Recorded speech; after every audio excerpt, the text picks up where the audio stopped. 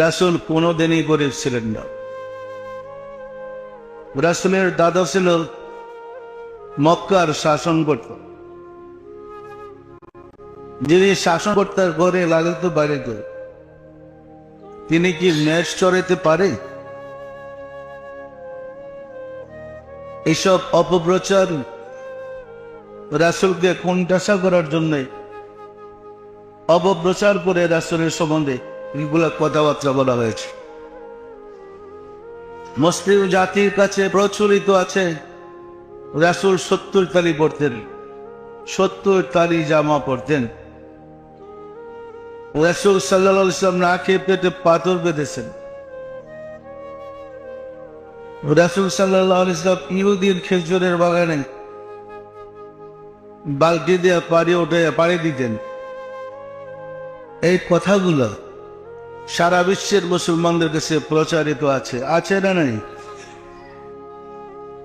আল্লাহ আমাকে দয়া করে সাহায্য করেছেন, রাসূলের পরিচয় জাতির কাছে তুলে ধরতে আমি সক্ষম হয়েছে। এই কাজে আমি বিজয়ী হয়েছি।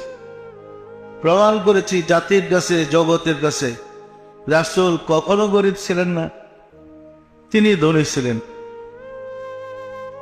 রাসূল নিজেই বলেছেন, আল্লাহর সমস্ত ধনভাণ্ডারের চাবি আমার হাতে। যার হাতে আল্লাহর সৃষ্টি জগতের ধনভাণ্ডারের চাবি থাকে সে না খেয়ে পেটে পাথর বাঁধে, একটা অপমানজনক কথা জগতে কি হতে পারে? আমি কোরআন দিয়ে প্রমাণ করেছি,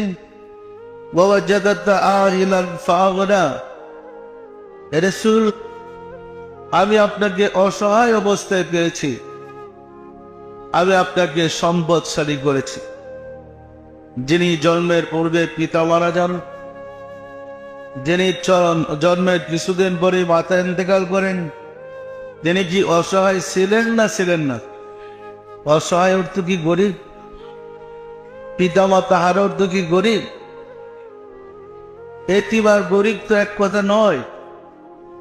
আমরা সবাই বানায় বসে রাসূলকে এতিম গরিব ধরেছি। রাসূল সম্বন্ধে মিথ্যা কথাই গেলে আমি প্রমাণ করেছি। আপনারা সবাই জানেন রাসূল আল আমিন ছিলেন। বাল্যকালে আরবের ব্যবসায়ী বণিকরা রাসূলের কাছে আমানত রাখতেন। একজন গরিবের কাছে কেউ আমানত দেয় না, দেয় নাকি? গরিব ব্যক্তির কাছে কেউ আমানত রাখে? উনি ধনী ছিলেন বিধায় আমানত রাখতেন। মা খাদিজাতুল কুবরা আরবের শ্রেষ্ঠ ধনী রমণী, উনি রাসূল সাল্লাল্লাহু আলাইহি ওয়াসাল্লামকে বিবাহ করার প্রস্তাব পাঠিয়েছিলেন। সত্য না মিথ্যা বলেন? তাহলে উনি গরিব বলে আরবের শ্রেষ্ঠ ধনী রমণী কেন ওনাকে বিয়ে করতে চাইলেন? এতে কি প্রমাণিত হয় রাসূল গরিব ছিলেন? যে রাসূল প্রতিদিন তার লঙ্গর খানাতে 3.5 থেকে 400 লোকের খাবার ব্যবস্থা করতেন, এটা প্রতিদিন। সেই রাসূল গরিব ছিলেন? যে রাসূল সম্বন্ধে কোরআনে আল্লাহ বলেছেন গরিবতের মালের 5 ভাগের 1 ভাগ আপনার। রাসূল যদি 60টা যুদ্ধে বিজয় হয়ে থাকে, এই যুদ্ধে রাজা বাদশাহের ধন সম্পদ যা পেয়েছে 5 ভাগ করে 1 ভাগ তো আল্লাহ কোরআনে ঘোষণা করেছে রাসূল আপনার। তাহলে 27টা রাজত্বের সম্পদ পেলে 5 ভাগের 1 ভাগ কত হবে বলেন তো? 5.5।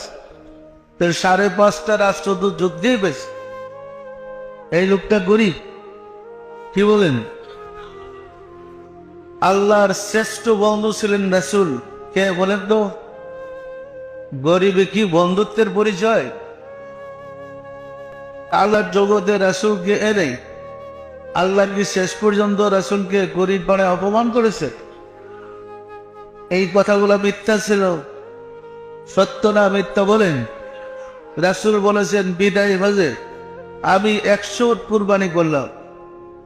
যে লোকটা 100 উট কুরবানি করতে পারে এই লোকটা গরিব? তাহলে রাসূল সম্বন্ধে সমাজে, জাতির কাছে, জগতের কাছে অপপ্রচার ছিল। আমি খণ্ডন করে প্রমাণ করেছি কুল কায়নাতের রহমত রাহমাতুল আলামিন জগতের শ্রেষ্ঠ ধনী ছিলেন। সত্য না মিথ্যা বলেন? আমাকে পুরস্কৃত করা হয়েছে মোহাম্মদ ইসলামের পুনর্জীবন দানকারী হিসাবে। যখন রাসূলের পরিচয় তুলে ধরেছি, তিনি অত্যন্ত খুশি হয়েছেন, পুরস্কৃত করেছেন মোহাম্মদ ইসলামের পুনর্জীবন দানকারী হিসাবে। পরিষ্কার না পরিষ্কার নয়?